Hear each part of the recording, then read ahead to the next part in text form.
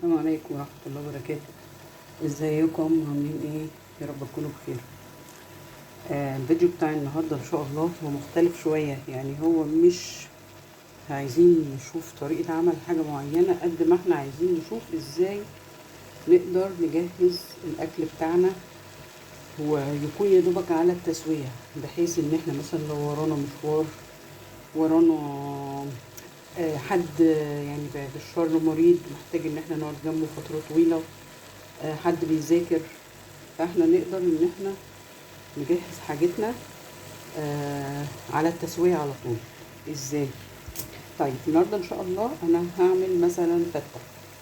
اول حاجة جبتها زي ما انتم شايفين كده اللحمة بتاعتي، زي ما انتم شايفين قطعتها ونضفتها وتمام التمام، وهاجي اجيب ميه مغليه وابدا احط عليها. ما ينفعش طبعا احط ميه ساقعه، علشان الميه الساقعه هتخلي السوائل تخرج من اللحمه بتاعتنا ومتبقاش احسن حاجه، مش هتبقى طريه ودايبه. فهنحط ميه مغليه تمام، وهنسيبها بقى تستوي. دي اول خطوه لينا النهارده. تاني خطوه يا جماعه هنجيب الرز بتاعنا. ده كله انا بوريكم بس الفتره هتاخد قد ايه بتاعه التجهيز دي، بحيث ان احنا لما نيجي ساعة الاكل هو ربع ساعة بالظبط وهنكون ايه جهزنا الاكل قدام الناس اللي هتاكل. وعلى فكرة هيكون كأنه لسه معمول حالا. ليه؟ لان انا سايبة التسوية، اخر مرحلة في التسوية سايباها ما عملتهاش، فهيبقى كأنه جاهز بالظبط. ده الرز بتاعنا بتاع الفتة، برضو لسه مش هناكل دلوقتي، ده كله بوريكم تجهيز. ده حتى لو حد مسافر، مثلا ام مسافره وسايبه بس ولادها ومش بيعرفوا يعملوا اكل، او جوزها، ممكن هتعمل الخطوات دي وهتسيبها، يبقى سهل جدا عليهم في الاخر. ده الرز حطينا معلقه سمنه ومعلقه زيت، وده رز ابيض طبعا بتاع الفته. فايه هنشوحه كويس ونحمره كويس، وهنيجي على التسويه مش هنسويه. تمام. هي ممكن في ناس بيبقوا مسافرين مثلا حج، مسافرين عمره، فبيسيبوا في لولادهم، على اساس مثلا حضراتكم عارفين كل سنه وانتم طيبين، العيد الاضحى داخل اهو، فالام ممكن تعمل لولادها الفته قبل ما تمشي. يعني هتعمل الرز وهتحمره، مش هتحطه في الفريزر على فكره. يعني الرز لو اتحمر مع الشعريه ما يتحطش في الفريزر، هيتحط في التلاجة من بره عادي، لان لو اتحط في الفريزر هيملى ميه، وتيجوا يطلعوه هيلاقوه بايش. فزي ما انتم شايفين كده بنحمره علشان ما يبقاش معجن. تمام. يا ريت اللي اول مره يشوفني اشترك في القناه ويفعل الجرس علشان يوصل لكم كل جديد. ويا ريت نصلي جميعا على الرسول الكريم، اللهم صل وسلم وبارك على سيدنا مولانا محمد وعلى اله وصحبه اجمعين.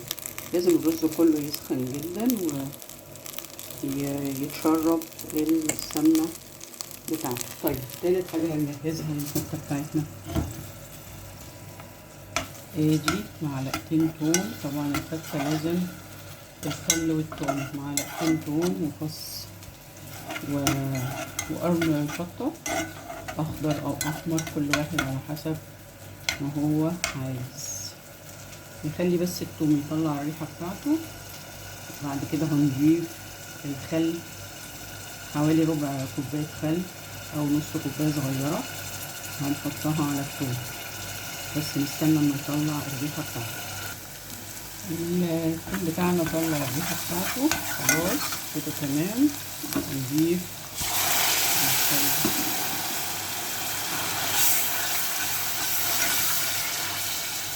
ناخد بس غلوة ونجهز للطماطم.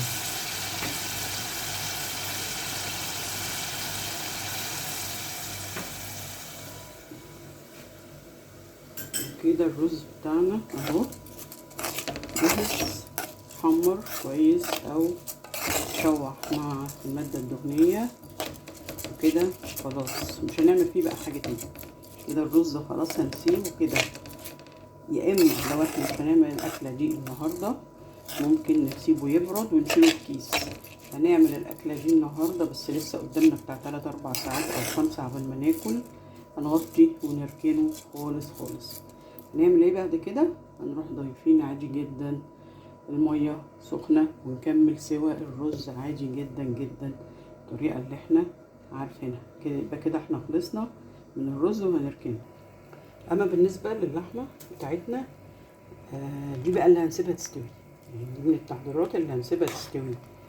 حطينا عليها معلقة سكر، هنغطي بقى عليها تاخد غلوتين على سرعة عالية او النار عالية، وبعد كده هنوطي عليها ونسيبها بقى تستوي ايه على مهلها. تمام، هنغطي عليها ونسيبها. ودي الصلصة بتاعتنا بعد ما عملنا الثوم وحطينا فيه ربع كوباية خل، حطينا الطماطم بتاعتنا وحطينا الصلصة وحطينا التوابل كمان، وهنسيبها تاخد غلوة وشبه تتسبك، يعني ميبقاش فيها غير مثلا 5 دقايق ولا حاجة. وادي الرز زي ما وريتكم، وهيتشال يا اما في كيس يا اما هنخليه مكانه كده عبال ما هنسويه ان شاء الله. ودي اللحمه بتاعتنا بتستوي. ده كله احنا مش هناكل دلوقتي، احنا بنجهز بس. كل حاجه تتشال في الفريزر. اللحمه المسلوقه تتشال في الفريزر، الصلصه تتشال في الفريزر، لكن الرز لا متشالش في الفريزر. تمام. يا ريت الفيديو بتاع النهارده يكون عجبكم. طبعا كلكم اساتذه كبار، احنا بنكلم بنات الصغيرين اللي لسه عندهم بيبي، لسه بيجهزوا حاجات كده بسيطه يعني على قدهم زي ولادنا.